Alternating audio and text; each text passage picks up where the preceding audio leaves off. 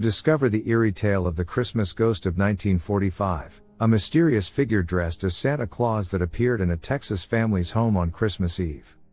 Was it a guardian spirit or a haunting presence? Dive into this spine-chilling true story, filled with suspense and mystery, and uncover the secrets of that unforgettable night. A Christmas story like no other. Prepare to be amazed and terrified. Don't forget to like, comment, and subscribe for more incredible holiday mysteries and true stories.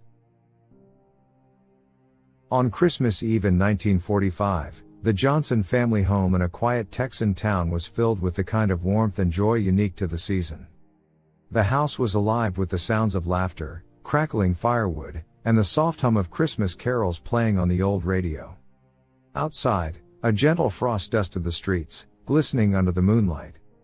Inside, the centerpiece of the living room was a towering Christmas tree, adorned with delicate glass ornaments, twinkling lights, and strands of tinsel that caught the firelight perfectly.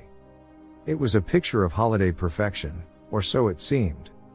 The Johnsons, Helen, and Robert, along with their 3 children, Lily, Timmy, and little Sarah, had just finished dinner and were gathered around the tree, exchanging stories and sipping hot cocoa. As the clock struck 9, Helen suggested they all head to bed early, as the children could hardly wait for Santa to arrive. Reluctantly, they agreed, and the house fell into a peaceful silence. But that peace was short-lived.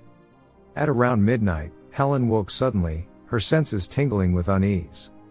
Something felt off. She glanced at the window and noticed an odd glow reflecting on the frost-covered glass. At first, she dismissed it as moonlight, but as her eyes adjusted, the light grew stronger, pulsating with a rhythm that sent chills down her spine.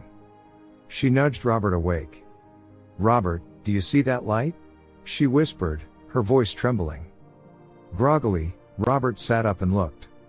"It's probably a car's headlights," he muttered, though even he could tell something was unusual. The light wasn't coming from outside but seemed to emanate from within the house. The couple tiptoed down the creaky wooden stairs, their breaths visible in the chilly air.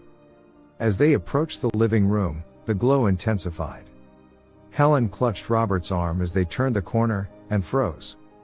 Standing by the Christmas tree was a figure unlike anything they had ever seen. It was dressed in what looked like a Santa Claus suit, but the fabric shimmered unnaturally, almost like liquid silver. The most unsettling feature was its face, or lack thereof. Where a face should have been, there was only darkness, yet from this void, a faint, eerie light radiated outward, casting strange shadows across the room. Helen let out a gasp, and the figure turned its head toward them. Though it had no eyes, they could feel it staring. It didn't move, didn't speak. It simply stood there, an unearthly presence in the heart of their home. Robert, always the skeptic, tried to rationalize. "It's a prank," he whispered, though his voice betrayed his fear. "Someone's dressed up to scare us. Who could get in here without a sound?" Helen shot back, her grip tightening on his arm. As they watched, the figure raised an arm slowly, pointing toward the staircase. Panic surged through Helen as she thought of her children. "The kids," she whispered urgently, dragging Robert back up the stairs.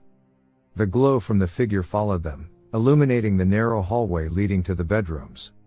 Helen burst into Sarah's room, relieved to find her youngest daughter still asleep, clutching her stuffed bear. Robert checked on Lily and Timmy, who were also safe in their beds. But when they returned to the hallway, the figure was now standing at the base of the stairs, its light casting their elongated shadows on the walls. For hours, the figure lingered, appearing in different parts of the house. Once, it was seen standing by the fireplace, the flames flickering strangely as if responding to its presence. Another time, it appeared in the kitchen, its light causing the pots and pans to clatter softly, though no one was near. Every time they tried to approach it, it vanished, only to reappear moments later in another room. By dawn, the figure had disappeared completely. The house was eerily still, as if the night's events had been nothing more than a bad dream. But the Johnsons knew better.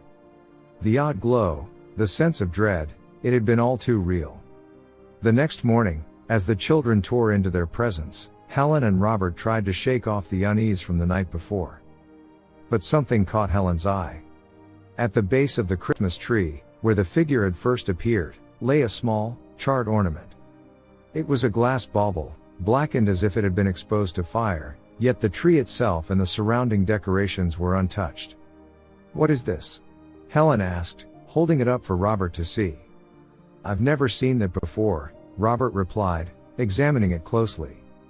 The bauble felt warm to the touch, almost pulsing, as if alive. Later that day, Helen called their neighbor, Mrs. Crenshaw, an elderly woman known for her knowledge of local lore. When Helen described the events and showed her the bauble, Mrs. Crenshaw's face grew pale. "You're not the first to see it," she said, her voice trembling. "There's an old story in this town, about a ghost that appears on Christmas Eve. They say it's the spirit of a man who lost his family in a fire on this very land, long before your house was built. He was wearing a Santa suit at the time, delivering presents to his children. The fire consumed everything, but his spirit never left." Helen and Robert exchanged uneasy glances. "Why would it appear now?" Helen asked. Mrs. Crenshaw shook her head. "Some say it seeks to protect families from meeting the same fate.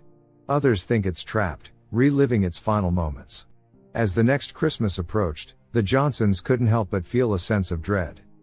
They decided to keep their celebration small, with no decorations or tree, hoping to avoid another encounter. But on Christmas Eve, as the clock struck midnight, the glow returned. This time, the figure appeared in the children's room, standing silently at the foot of their beds.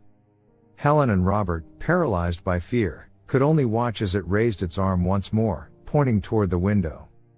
Following its gesture, Robert peered outside and saw smoke rising from the neighbor's house. Without hesitation, he rushed over and helped Mrs. Crenshaw and her dog escape a fire that had started in the kitchen. By the time the fire brigade arrived, the house was severely damaged, but no lives were lost. When Robert returned home, the figure was gone. In its place, near the Christmas tree, lay another charred bauble, identical to the first.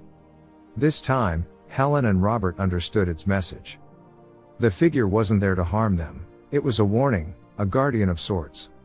The story of the Johnsons' Christmas ghost spread through the town, becoming a legend passed down through generations.